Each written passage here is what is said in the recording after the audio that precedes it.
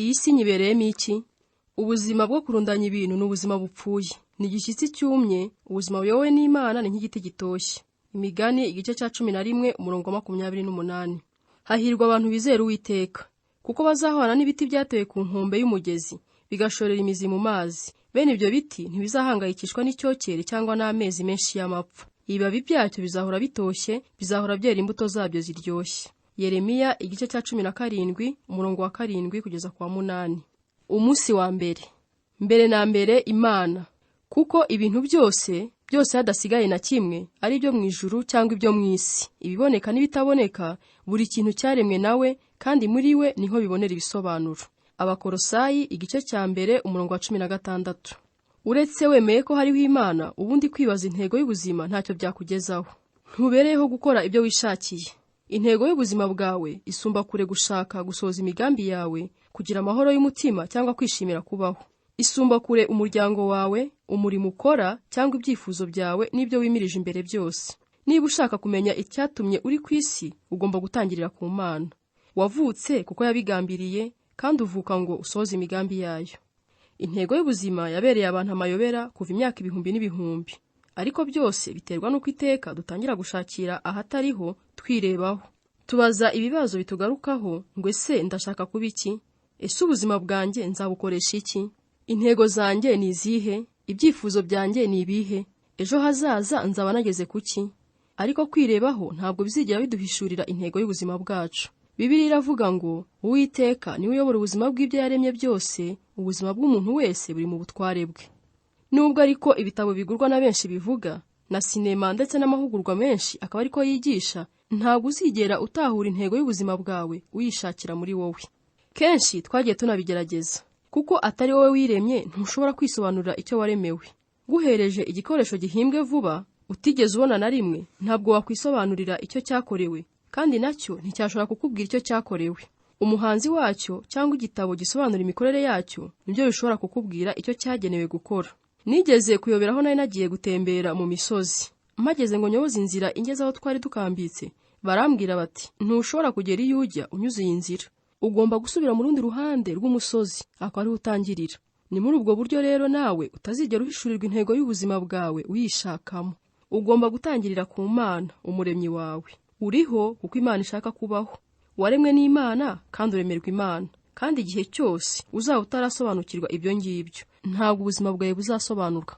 Mu Mana honyine niho tumenyera neza inkomoko yacu, icyo turi cyo, icyo tumaze, intego yacu, agaciro kacu, ndetse n'iyo tugana. Izindi nzira zose ntaho zizatugeza. Abantu benshi bagerageza kwitwaza Imana ngo bagere ku ntego zabo bwite, ariko ibyo ni ugucurika ibintu, kandi ntacyo bizabagezaho. Waremewe Imana, ntabwo Imana ariyo yaremewe abantu. Kandi intego y'ubuzima ni ukureka Imana ikagukoresha ngo isohoze imigambi yayo. Si wowe ugomba kuyikoresha ngo usohoze imigambi yawe. Bibiliya iravuga ngo guhora uhanze amaso kuri wowe ubwawe niho gufata inzira itagira aho ikujyana. Ariko gutumbira Imana bidukura mu mfunganwa bikadushyira ahagutse, bikazana umudendezo. Nasomye ibitabo byinshi bivuga ku guhishurirwa intego y'ubuzima bwanjye. Byose wabishyira mu murongo w'ibitabo byigisha kwirwanaho, kuko byigisha bihereye kuri wowe ubwawe. Bene ibyo bitabo byo kwirwanaho, kabone niyo byaba byitwa ibya Gikristo, usanga kenshi bikurikira intambwe zisa zikujyana ku kubona intego y'ubuzima bwawe. Birakubwira ngo banza utekereze ibyo ushaka kugeraho byose, usobanure neza ibyo uha agaciro kuruta ibindi. Wihe intego, umenye neza ibyo uzi gukora neza. Wihe intego ziri hejuru, uhaguruke uziharanire. Uzirikane kugira gahunda, wizere ko nta kizakubuza kugera ku ntego wihaye, kandi ntuzigere ucogora. Simpakana ko bene izo nama zigeza abantu kuri byinshi. Intego yose wihaye mu buzima ushobora kuyigeraho uramutse uyishyizeho umutima wawe wose. Ariko kugera kuri byinshi no gusohoza intego z'ubuzima bwawe ntabwo ari kimwe. Ushobora gusohoza intego zose wihaye, ukabikirangirire kimenywa na bose mu maso y'isi, nyamara ukaba utarashoje intego Imana yari ifite ikurema. Ukeneye rero inama zisumba izo kwirwanaho. Bibiliya iravuga ngo kwirwanaho ntacyo bimaze. Kwitanga nk'igitambo niyo nzira yonyine, niyo nzira yanjye yo kubona ubugingo nyakuri.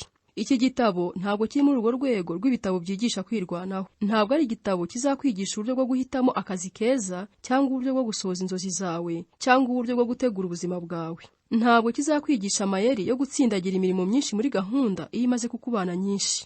ibiramambu kizakwigisha uburyo bwo gukora bike mu buzima wita cyane ku by'ingenzi biruta ibindi. Ni igitabo kiguhugurira kuba icyo Imana yakuremeye kuba cyo.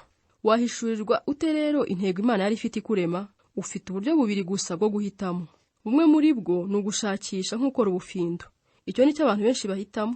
Baraciciriza, bagafora, bakajya impaka.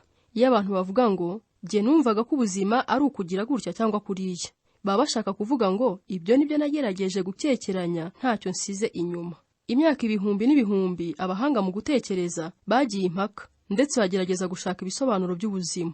Ubuhanga mu gutekereza ni ngombwa kandi bifite umumaro wabyo, ariko iyo bigeze mu gutahura intego z'ubuzima n'abahanga baminuje baba bashakisha. Dr. Hay Moorhead, umwarimu w'ubuhanga mu gutekereza muri kaminuza ya Illinois y'Amajyaruguru, yigeze kwandikira abanyabwenge barimo abahanga mu gutekereza, abashakashatsi, abanditsi n'abandi bantu b'intiti. Arababaza ati, mubona intego y'ubuzima ari iyihe? Nyuma aza kwandika mu gitabo ibisubizo bagiye bamuha. Bamwe bari bagerageje gucishiriza uko babyumva, abandi bamwemerera ko ubundi batari barigeze babitekereza, ariko ko bahimbye igisubizo ubuzima bakabuha intego. Abandi bamubwira ukuri ko nta gisubizo bafite. Benshi muri abo banyabwenge bashyizeho akarusho ko gusaba Moorhead kubandikira abasubiza, akababwira niba yarashoboye kubona intego y'ubuzima. Imana ishimwe ko hari ikindi gisubizo kitari ugushakisha agaciro n'intego y'ubuzima. Igisubizo kibonerwa mu guhishurirwa. Dushobora gushakira mu by'Imana yavuze ku buzima mu ijambo ryayo. Uburyo bworoshye bwo kumenya umumaro w'ikintu ni ukubaza uwagihanze. Ni nako byagombye kugenda ku buzima bwawe. Niba ushaka kumenya intego yabwo, baza Imana. Ntabwo Imana yadushyize mu rujijo n'umwijima ngo duhore twibaza kandi dushakisha. Imana yahishuye neza intego 5 z'ubuzima bwacu ikoresheje Bibiliya. Nicyo gitabo cy'uwaduhanze gisobanura neza icyo tubereyeho, uko ubuzima bukora, ibyo tugomba kwirinda n'ibyo tugomba gutegereza biri imbere hazaza. Bibiliya isobanura neza ibyo bya bitabo byigisha kwirwanaho cyangwa n'ibindi by'abahanga bitashoboraga kudusobanurira. Bibiliya iravuga ngo ubwiru bw'Imana bugera imbere mu migambi yayo. Ntabwo buduhishurira iby'iki gihe gusa, butubwira n'ibyahise iby'Imana yashyiriyeho mbere y'ibihe kuzaduhesha ubwiza buruta ubundi. Ntabwo Imana ari itangiriro ry'ubuzima bwawe gusa, ni nayo soko yabwo. Kugira ngo ushobore kumenya umugambi w'ubuzima bwawe, ugomba guhindukira ijambo ry'Imana aho gushakira mu bwenge bw'isi. Ugomba kubaka ubuzima bwawe ku mahame adakuka y'ibihe byose, aho kwishingikiriza ku buhanga bw'abanyabwenge cyangwa kwiteramo ibitekerezo byiza cyangwa inkuru zo kwirema umutima. Bibiliya itubwira neza ngo muri Kristo niho tumenya abo turi bo n'icyo tubereyeho. Kera tutari twumva n'ibya Kristo ngo duhabwe ibyiringiro, yari yaraturemye itugenera kuzabaho mu bwiza ngo isohoze umugambi ikorera muri buri kintu na buri muntu. Uyu murongo uduhishurira nibura ibintu 3 ku ntego y'ubuzima bwawe.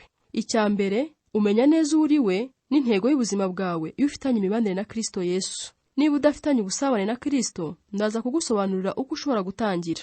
Icya kabiri, Imana yari igufite mu bitekerezo byayo mbere y'uko utangira kuyitekereza. Imigambi yayo ku buzima bwawe yariho mbere y'uko usamwa mu nda. Imana yiteguye mbere y'uko ubaho, itabanje kukugisha inama. Ushobora kwihitiramo akazi ukora, ukihitiramo uwo muzubakana urugo, ugahitamo uburyo ukoresha igihe cyawe ndetse n'ibindi byinshi byerekeye imibereho yawe. Ariko ntabwo ushobora kwitoraniriza intego y'ubuzima. Icya gatatu, intego y'ubuzima bwawe iri mu rundi rwego rwa gahunda ndende y'ibyaremwe byose. Gahunda Imana yashyizeho isi itari yabaho. Nibyo iki gitabo kikubwira. Umwanditsi w'Umurusiya Andrei Bitov yakuriye mu butegetsi bwa gikomuniste bwahakanaga Imana. Ariko umunsi umwe ubwo yari yihebye, Imana iramwihishurira. Yanditse ngo ubwo nari maze kugira imyaka 27, ubwo nari muri gari ya moshi inyura munsi y'ubutaka metro ya Leningrad, nafashwe n'ubwihebe burenze urugero ku buryo numvaga ntinye ko ubuzima bwanjye burangiye. Nta kwizera ejo hazaza, nta kwizera kumva mfite agaciro. Ngiye kumva ntazi aho biturutse, numva amagambo anje mu mutwe ngo ubuzima budafite Imana ntibushobora kugira agaciro. Uko nagatangaye ntangira kugenda nsubira muri ayo magambo. Numva ayo magambo ampindukiye nk'urwego ruzamura abantu muri gari ya moshi rubajyana hanze. Nyazamukiraho mpita ninjira mu mucyo w'Imana. Nawe ushobora kuba wumva uri mu mwijima mwinshi, utazi intego y'ubuzima bwawe. Ishima unezerwe kuko uri hafi kwinjira mu mucyo. Umunsi wa mbere, gutekereza ku ntego y'ubuzima bwanjye. Ingingo yo kuzirikana, simbereho gukora ibyo nishakiye.